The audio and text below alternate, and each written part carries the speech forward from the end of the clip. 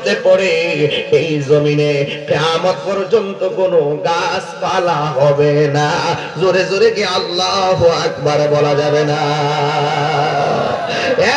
বন্ধু, নাই নাই তালহা নাই, আরেকটা বিয়াদব নবীর দন্ত মুবারকে পাথর মারলো। ইন টাইমে আমার নবী একটা গর্তের ভিতরে পড়ে গেছি, আর কাফের একটা গুজব তোলা শুরু করছে, কতিলা মুহাম্মদ, নবীজিকে মেরে ফেলা হয়েছে। সাহাবাদের দুর্বল মনোবল ভাঙার জন্য আমার দেশে দেখবেন একটা ঘটনা ঘটে, বিকাল আরেকটা ঘটে, তৃতীয় দিন আরেকটা ঘটে, পঞ্চম দিন আরেকটা ঘটে, একটা দিয়ে আরেকটা দাফন করে। এটাই হলো বাংলাদেশের খেলা মেলা চলতেছি। এই জন্য আমার যুবক, আল্লাহর হাবিব যখন গর্তে পড়ে গেলেন, নবীর একটা উট মোবারক ছিল, যেই উটের নাম হলো কাসওয়া। হাসরের মাঠে মানুষের বাইরে কিছু কিছু জিনিস জান্নাতে যাবে। এক নম্বর ইউনূস নবীর যেই মাছটা গিলছিল, এই মাছটা জান্নাতে যাবে।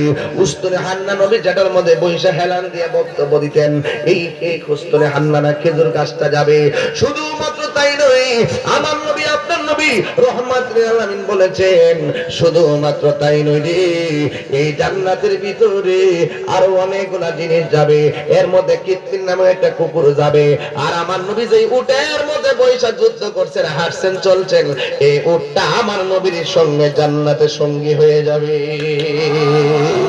আরো বড় করে গনা সুবহানাল্লাহ। ওই উটটা আমার নবীর দেহ মুবারকের চতুর্দিকে গুইরা গুইরা নবী নবী করে কান্দে, আর ডাক দিয়া কয়, নবী গো, একদিন না খাইলে ক্ষুধা লেগে যেত, দুই দিন না খাইলে ক্ষুধা লেগে যেত। ইয়া রাসূলুল্লাহ, ও নবী গো, আপনি গর্তের মধ্যে পড়ে আছেন, আপনি চলে গেলে আমি উট কার চেহারা দেখে আমার ক্ষুধা দূর করবো, দুর্বলতা দূর করবো।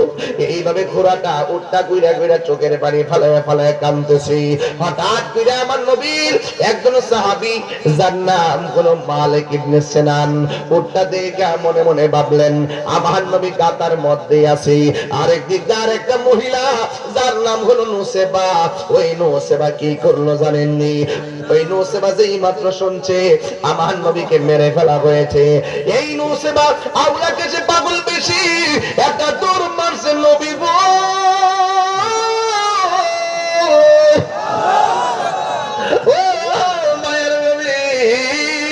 আপনি বিহনে আমরা কেমনে থাকি গো নবী, কেমনে আমরা থাকি?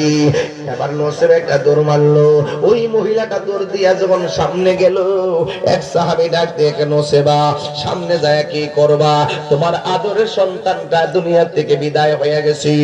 আর একটু সামনে গেল, আর একটা দল ডাক দিয়ে কয়, নসেবা, তোমার স্বামী, স্বামীটা দুনিয়া থেকে বিদায় হয়ে গেছে। এই কথা বলার পরে আবার নসিবা সামনে গেলেন। প্রথমবার কথা বলেন নাই, দ্বিতীয়বারও কথা বলেন নাই, তৃতীয়বার একজন নাক দিয়ে কয়, নসিবা, তোমার স্বামীও দুনিয়াতে নাই, নবীর পেছনে যুদ্ধ করে শহীদ হয়ে গেছে, তোমার সন্তানও দুনিয়ার মধ্যে নাই। এবার নসিবার জবান খুলে যায়। নসিবা মাটা ডাক দিয়ে কয়, যুদ্ধের ময়দানে নবীর সাহাবীরা, তোমরা আমাকে সন্তান হারাইবার ব্যথার খবর দিলা, আর আমাকে আমার অন্য খবর দিলা, কিন্তু একটা কথা বলতে চাই, তোমরা আমাকে বলেছো আমার সন্তান মারা গেছে, অথবা আমাকে বলেছো আমার স্বামী মারা গেছে। এই কথা আমি শুনতে এই যুদ্ধের ময়দানে আসি নাই, আমি এসেছি আগে বলো না গো, আমার রাহমাতুল লিল আলামিন যুদ্ধের ময়দানে কেমন আছে? এই কথা বইলা নসিবা চোখের পানি মোবারক সাইরা সাইরা কান্দে। এবার আমার নবী আপনার নবী গর্তের মধ্যে পড়ে আছি। নবীর একজন সাহাবী, যার নাম হলো মালিক ইবনে সিনান, তিনি গর্তের মধ্যে নামলেন। নাইবা বালু দিয়া রক্ত মোবারক বন্ধ করতে চাই, কিন্তু রক্ত মোবারক বন্ধ হয় না। বন্ধু, আমার নবী আপনার নবী রহমাতুল আলামিন রক্ত মোবারক ঠোঁট মোবারকের মাঝখানে চলে আসে। এবার আমার নবীর সাহাবী কি করলেন শুইনা যান। আমার নবীর সাহাবী মালিক ইবনে সিনানের জিহ্বাটা আমার নবীর দন্ত মোবারকের গোড়ার মধ্যে লাগাইয়া দিছি। যেই মাত্র লাগাইয়া জানায় দিছে রে, যত রক্ত মোবারক বের হইছে ওই হযরতে মালিক ইবনে সিনান সব রক্ত টাইনা টাইনা পান করে ফেলাইছি।